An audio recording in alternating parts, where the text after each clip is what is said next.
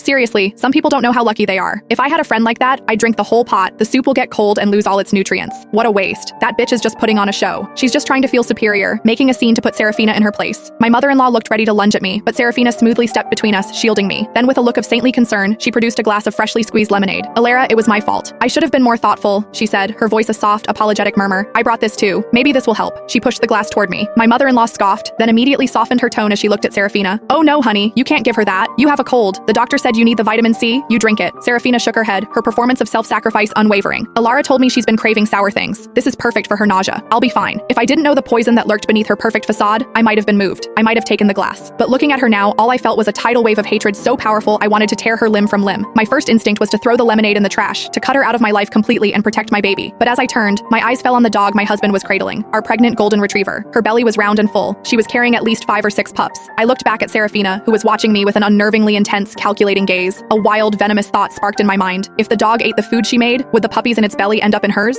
I decided to run an experiment. I pushed the lemonade back into Serafina's hand, forcing down my revulsion. I've been throwing up all morning. I don't think I can handle anything acidic right now. I gestured to the thermos. And it would be a shame to waste that soup after all your hard work. Just then, another pregnant woman who had just finished her appointment spotted us. Sarah? Is that really you? It's me, from college. We were good friends, remember? She gave Serafina an enthusiastic once-over. Did you make this soup yourself? Her eyes lit up. I still remember the food you used to bring from home back on campus. It was amazing. I haven't had your cooking in ages. Could I maybe have a taste? I sized the woman up. She was plain, with rough skin and a short, stout frame. I remembered Serafina mentioning a classmate who'd been a terrible student and dropped out. This was a gift from the heavens. Serafina's face cycled through shades of green and white. She instinctively tried to hide the bowl of soup behind her back. Oh, I can't. This is for Alara, she stammered. The woman just laughed, completely unfazed. What's the big deal? I just saw her refuse it. She didn't even take a sip. Let me have it. I don't mind leftovers. A nurse joined in, trying to smooth things over. Exactly. You worked so hard on it. Someone like Alara doesn't deserve it. Just give it to someone else. You don't need to be so nice to her. Serafina's fists clenched, her knuckles white. Her face grew paler. Just as the standoff reached its peak, her husband, Ethan, appeared at her side. Nobody's drinking that soup, he announced with an easy charm. I was rushing through the kitchen this morning and knocked over the salt shaker. The whole thing went right into the pot. I was in a hurry and forgot to tell Sarah. I'm sure it's inedibly salty by now. He scratched his head, a picture of sheepish apology. All right, no big deal about the soup. Tell you what, I'll treat everyone to lunch to make up for it. My apologies. And just like that, with a simple lie, Ethan diffused the entire situation. So, my theory was correct. The system worked on anyone who ate the food she prepared. They were deliberately screening for a mother who was intelligent and beautiful to bear their stolen child. It just so happened that next month, I was scheduled to volunteer at an upscale animal shelter. The director mentioned they had several pregnant dogs who were always ravenous, constantly scavenging for food, even in the middle of the night. I planned to spend a couple of days there. If I could bring all of Serafina's gifts with me, wouldn't that be perfect? I was about to ask her for some of her famous homemade pumpkin puree when she beat me to it. Alara, since the soup and lemonade won't work, I also brought you a jar of my pumpkin puree. It's packed with nutrients for expectant mothers. I smiled faintly, and she immediately pressed the beautifully packaged jar into my hands. Onlookers gasped in admiration. One of the nurses gave her a thumbs up. My God, you should be nominated for Best Friend of the Year.